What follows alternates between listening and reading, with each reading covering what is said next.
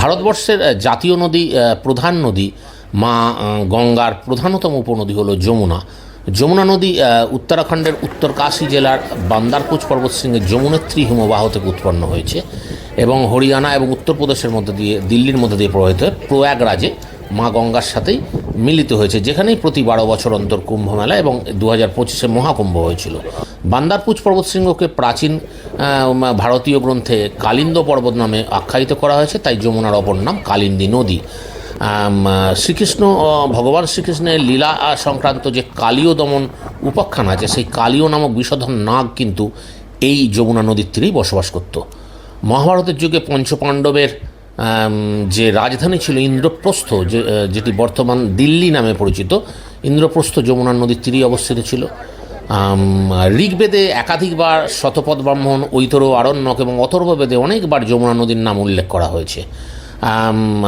চন্দ্রগুপ্ত মৌর্যের পরে আসা গ্রিক পর্যটক এবং ঐতিহাসিক মেগাস্তিনিসের ইন্ডিকা গ্রন্থে যমুনার নাম আছে এবং 305 খ্রিস্টপূর্বাব্দে সেলুকাসের পরে যে গ্রিক ঐতিহাসিক ছিলেন তিনি যমুনা নদীকে ইওমেনাস নামে উল্লেখ করেছেন।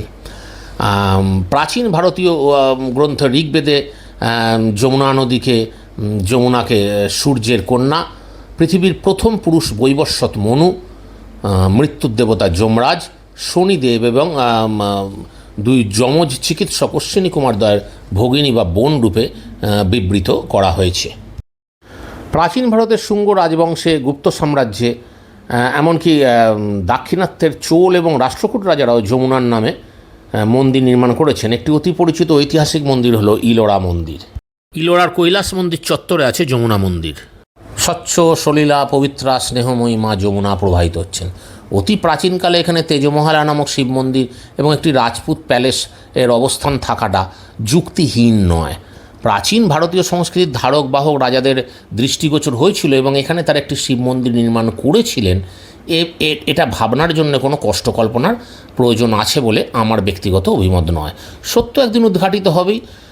প্রকৃত তেজমহলা নামক শিব মন্দিরকে ধ্বংস করে গ্রেভিয়ার্ড নির্মাণ করা হয়েছিল নাকি ফাঁকা জায়গাটাই তাজমহল শাহজাহান নির্মাণ করেছিল, সে বিষয়ে এখন তো আমাদের জীবদ্দশায় জানতে পারবো বা ভবিষ্যৎ প্রজন্মের কাছে তা প্রকাশিত হবে।